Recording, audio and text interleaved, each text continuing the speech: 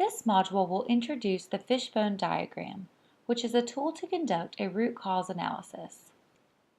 By the end of this module, learners will be able to define root cause and why it is important, define the Fishbone Diagram and explain how it is used, and finally, describe an example of how to use a Fishbone Diagram. Once your team has established the aim of your project and determined how you will measure improvements, the next step is to identify specific changes you want to make and prioritize which ideas to focus on first. The Fishbone Diagram helps your team drill down to the root cause so you can identify specific change ideas. It is important to drill down to the root cause before identifying specific change ideas. A root cause is an underlying breakdown or failure of a process. Identifying root causes is important because it reveals the true reason why a problem is occurring. It avoids putting a band-aid on the symptoms of a problem. Once the root cause is found, you can focus on identifying ways to fix the problem. You will know that you have found and fixed the root cause of a problem when the problem goes away and does not reoccur. A fishbone diagram is a tool used to identify root causes. It is a visual display that allows your team to organize information and identify multiple underlying causes of a problem. It is used to provide structure to brainstorming sessions, enable your team to think through all potential causes of a problem, break problems into smaller pieces, focus on causes rather than symptoms, and prioritize and focus on specific areas.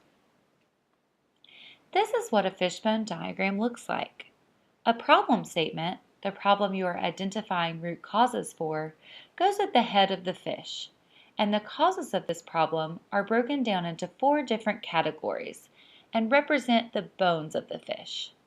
This diagram uses the 4 M's as categories: methods, materials, machine, which is technology, and manpower. You can also use the 4 P's as categories: policies, procedures, plant, which is technology, and people. As you brainstorm possible causes of the problem with your team, list each cause under the appropriate category.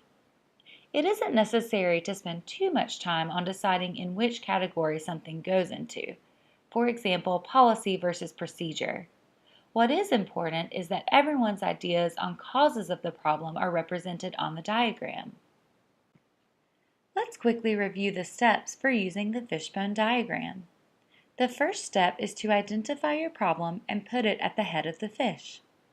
The second step is to determine the major categories you want to use for the diagram, either the 4 P's, procedures, policies, plant/technology, and people, or the 4 M's, methods, machine, materials, and manpower or people. After choosing your categories, the third step is to identify factors that fall under each category. To do so, you can use any data currently collected from observations, focus groups, or surveys.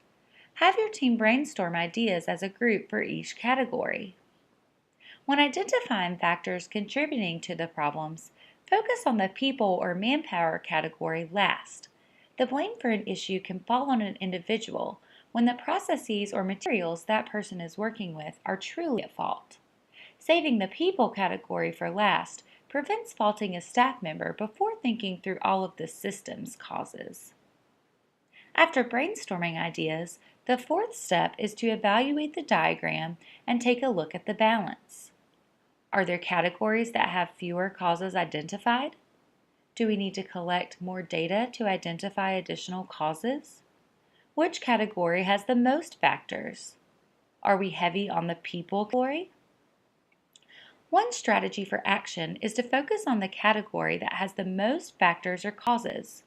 Review the causes and prioritize those that are the vital few that contribute most to the problem. The next step is to identify potential solutions for these vital few causes. Your team may need to use 5 whys to drill down to the root cause of each of the sub-causes in the fishbone diagram. Once you have a list of solutions, the last step is to test each one using Plan, Do, Study, Act cycles. There is a separate module available on Plan, Do, Study, Act cycles. Here is an example of a fishbone diagram used to investigate root causes of an MCH problem. The problem statement is, from 2010 to 2015, the rate of SIDS cases in one county is 30% higher than other state counties.